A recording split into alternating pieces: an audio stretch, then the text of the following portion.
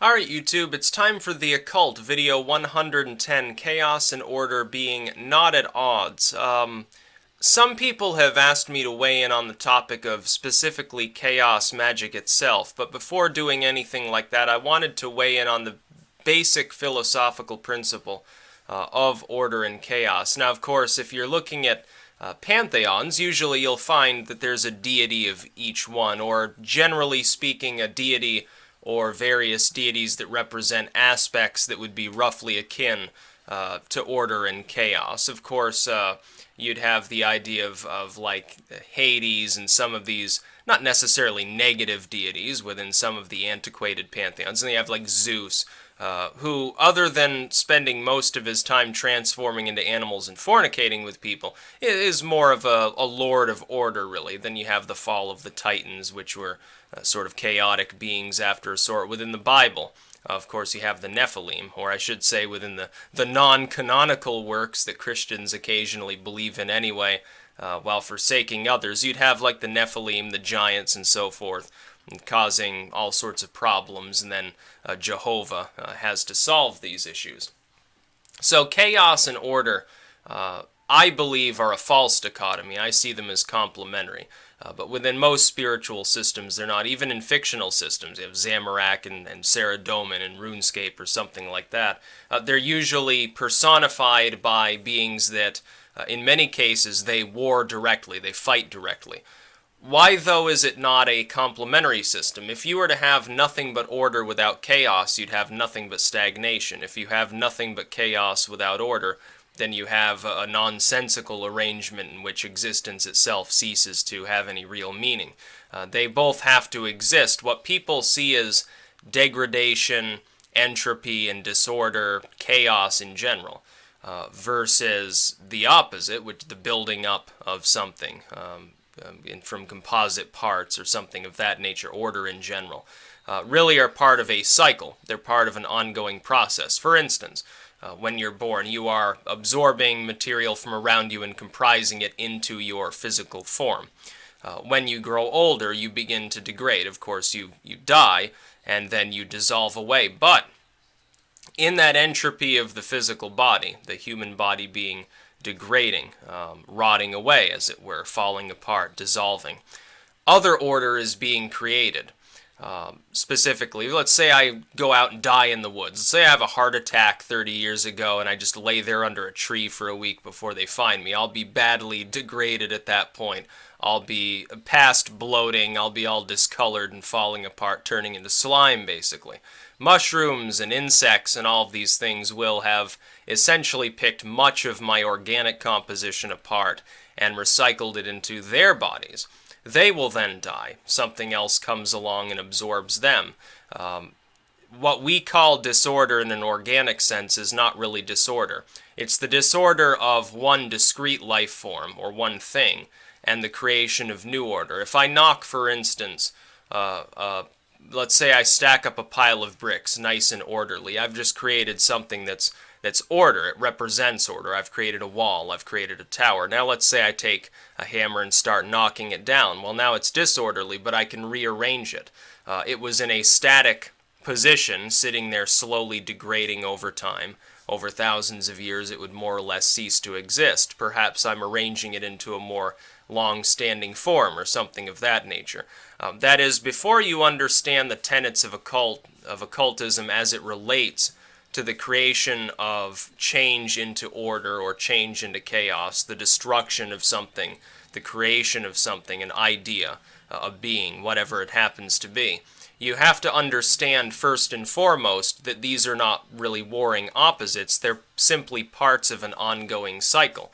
You could say change and stagnation are much the same. When you are born, you're changing a great deal. You're growing larger, you're growing stronger. You reach a point, at some point in your life, you stop changing temporarily. You've reached a sort of apex that you stay at for some time. You then begin changing and degrading in the other direction, sadly but true. Now, some people experience much less of this. There's some park ranger I read about some time ago, I think about a year ago, works at Yellowstone, over 100 years old, still walks miles every day, still does all of her other work. She's like absolutely ancient. She doesn't look a day over like 55 or maybe 60. And certainly, physically speaking, is has a stronger constitution than most people that age as well. But at the same time, over time, you will degrade. You will eventually die. When that happens, that composite sum of stuff that your particular consciousness, your brain has used as a meat vessel, so to speak, is no longer strictly yours. It begins falling apart. But then other life forms come along, and very quickly, much of that composition is restored to living order. And what they excrete out, that will be absorbed by something else as well. It's an ongoing sort of cycle. It's literally the circle of life, as you could term it. This happens as well, chaos and order as we perceive it anyway, in the fashion of, for instance, disasters. Some tectonic, some seismic event, an earthquake destroys your little coastal village, but now all of a sudden there's a new mountain range there that perhaps gets populated. The earth is slowly recycling itself and changing form. So long as that change is occurring, while those stages of change can be rough, they can be chaotic, they can be destructive, the planet wouldn't even be habitable if that weren't actually happening. If it weren't for those ongoing destructive processes, there would be no order in the form of life beyond maybe the unicellular stage anywhere on Earth. Even we would think of early life, the way we normally conceive of it, is that the earliest unicellular life on this planet was spawned in an extremely chaotic environment, literally a nearly boiling sort of puddle of molecules of various sorts, various organic materials deposited there through the action of lightning, through geysers and things of that nature. So you have your sort of sulfurous pool into which has been put some organic matter. Now it's been hit by lightning or something, and through an interaction of those molecules, the first very primitive life has actually formed, or something along those lines. Now, certainly it didn't arise in a stagnant, very orderly, very non-chaotic, and thus non-changing environment, like a completely sterile desert. No wind, no precipitation, no lightning, no action going on, because life would have nothing to perturb it into being in such an environment. This would be a spiritual as well as a physical statement. You can be a total secularist, believe only in evolution, only in abiogenesis in a primordial sense, and at the same time there had to be chaos involved in order to spawn that order. Chaos spawns order. For instance, I've thought of, and I believe I wrote of this as well briefly in one of my works, that I'm going to be reformatting it so it's not listed on my blog at the moment. Although people are still buying it, so I don't know, it must be spreading word of mouth or on some other site or something. What I suggested is, imagine that this universe is just one of an infinite number, existing in different dimensions, not so much within one dimension. Of course, I believe this dimension, the order that we see around us and the movement we see in the physical laws, would be more or less uniform across the entire expanse of space. I say it's one universe out of perhaps an innumerable number of them. But imagine that there are also dimensions in which instead of order you had primordial chaos, or perhaps that even happened here.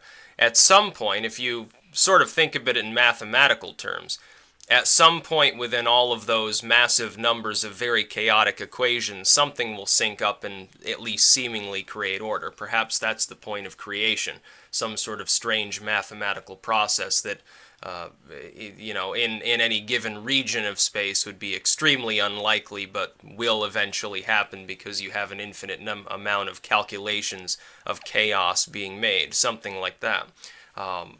I've thought of this. I know it goes into a little bit of theoretical physics and stuff like that, multiverse theory, string theory, but it's a possibility, a theoretical possibility anyway. But let's just regard our one universe. Certainly, life arose because of chaos.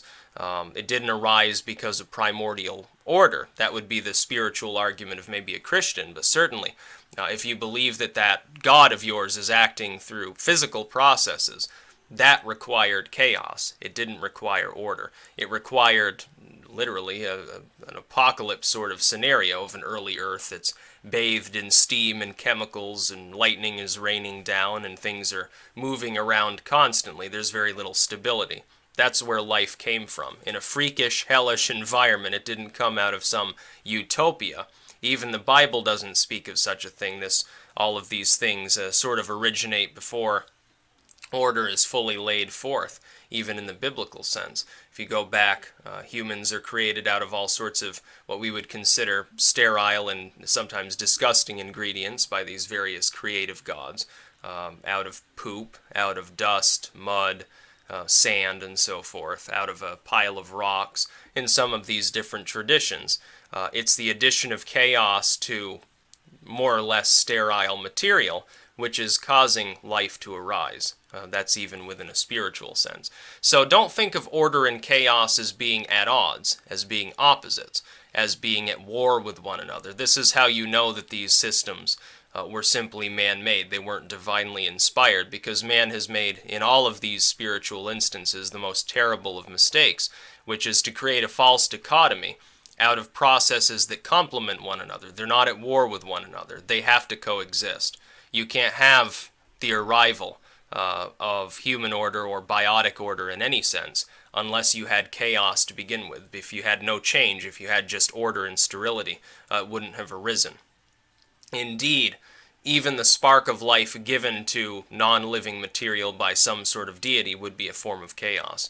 It would be causing a perturbing of order, a change, and the arising of a new order, which would be quite chaotic at the time. At least that's the way that I see it. Perhaps people can weigh in. It's just a little bit of a philosophy there, I suppose, that I thought was interesting to speak about. That's about all. Peace out.